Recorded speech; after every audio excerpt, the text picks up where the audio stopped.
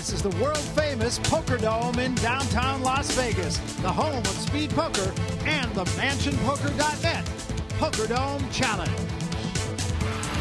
And hello again, everybody, and welcome to the game.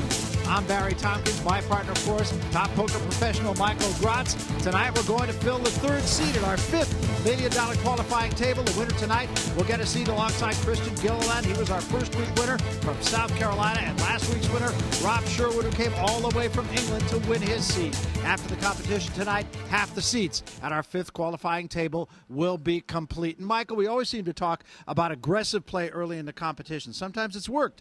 Sometimes it hasn't worked. As a pro, what's your feeling about it? Well, Barry, from a pro standpoint, you have to be aggressive early on in these tournaments. You have to acquire chips so that later on, when the blinds escalate, you can survive some of those all-ins and still have a chance to win. Unfortunately for our amateurs, they haven't been able to hold on to some of those big chip leads they've had.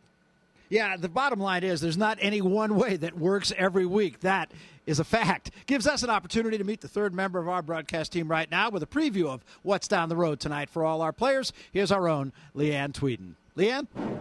Thanks, Barry. I'm down here in the crowd, joined by Candace and Andrea, and this is the check that I'm going to give away at the end of the night for $25,000. That person is going to go on in 4 weeks for a chance at $50,000, but more important, it's that seat they're looking for at the $1 million table coming up in March. The crowd's excited. Barry, back up to you. Thanks very much, Leanne and friends. And here's the way we stand right now. We're early on here, but Amy Anderson, she's had a couple of winning hands. She's our chip leader right now. Everybody else just about where they started. Gord writes a short stack, but only at 39,000, and the blind's only at 1,000 and 1,000. Not in any serious danger at all. Early on in tournaments, it's really important to establish a presence like Anderson has. Everybody knows that she's there. She's been raising.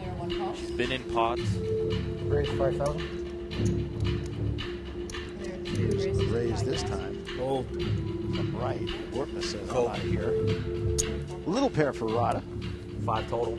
Wright seems to be playing a very erratic form of poker, raising with Queen 7, raising with Jack 4. On the flop, Ace 7, a pair of 7s. Check. Check. Check. Check around.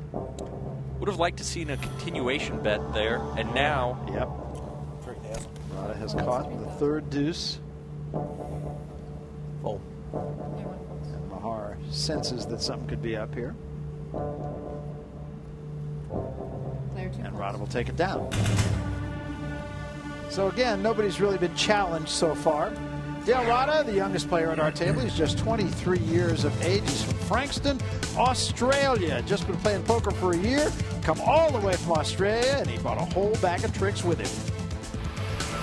I have 4 Lucky Charms, a 4-leaf clover, which was found by my sister quite a long time ago. A smoky quartz, also given to me by my sister. I suppose she's given me all of her luck. The dealer button from the league I play in back home. And last but not least is this Lucky Charm, which a friend purchased for me prior to coming to Vegas. I suppose if none of this all works, I'll just have to pull an ace out of my sleeve.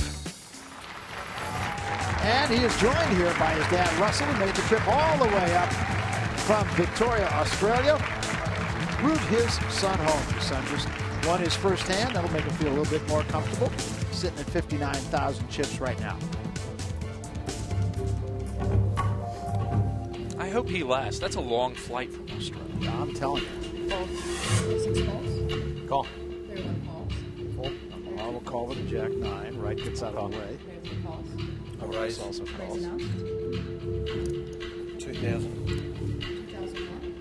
We're seeing a lot of limping early on in this competition today, which is actually one of the nice aspects of speed poker. We do see a lot of flops. 4 players to this flop. And a competitive hand, as you can see. 6-8 deuce on the flop. Tanner sitting pretty. I think there's a better play than Rada just betting out here. He's betting into 4 people. Everybody limped. Granted, he was the pre-flop raiser, but he made the minimum raise. Rada's just caught top pair. 5,000.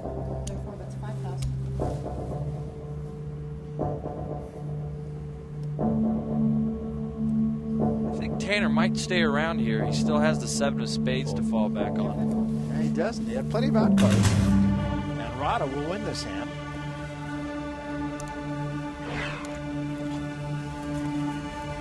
And with that, Rada will assume the chip lead, but we're early on.